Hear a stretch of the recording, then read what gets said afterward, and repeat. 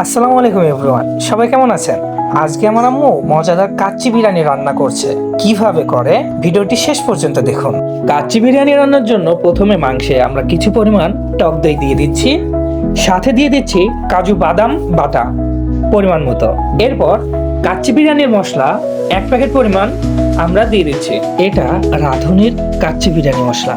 আগে আমরা 1 কাপ পরিমাণ পেঁয়াজ কুচি সুন্দর করে ভেজে মুচমুচে করে রেখেছিলাম বিরিয়ানিতে দেওয়ার জন্য, সেটা দিয়ে দিচ্ছি।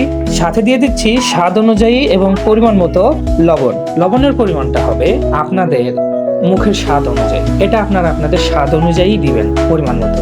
এরপর দিয়ে দিচ্ছি শুকনা মরিচের গুঁড়া, রসুন বাটা, আদা বাটা পরিমাণ মতো। কাচ্চি বিরিয়ানির জন্য আমরা পরিমাণ মতো সব মশলাই দিয়েছি। এরপর প্রয়োজন পরিমাণ মতো সয়াবিন তেল। তো আমরা এখানে কিছু পরিমাণ সয়াবিন তেল দিয়ে দিচ্ছি। তেল পরিমাণ মতো দেওয়া শেষ। এরপর মাংসগুলির সাথে মশলাগুলি সুন্দর করে মাখিয়ে নিব।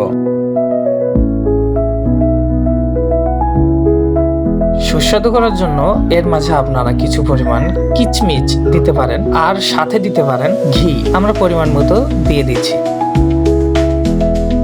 তারপর আবারও মাখিয়ে নিচ্ছি। কাচ্চি বিরিয়ানির জন্য আম্মু বাসমতি চাল সিদ্ধ করে রেখেছে।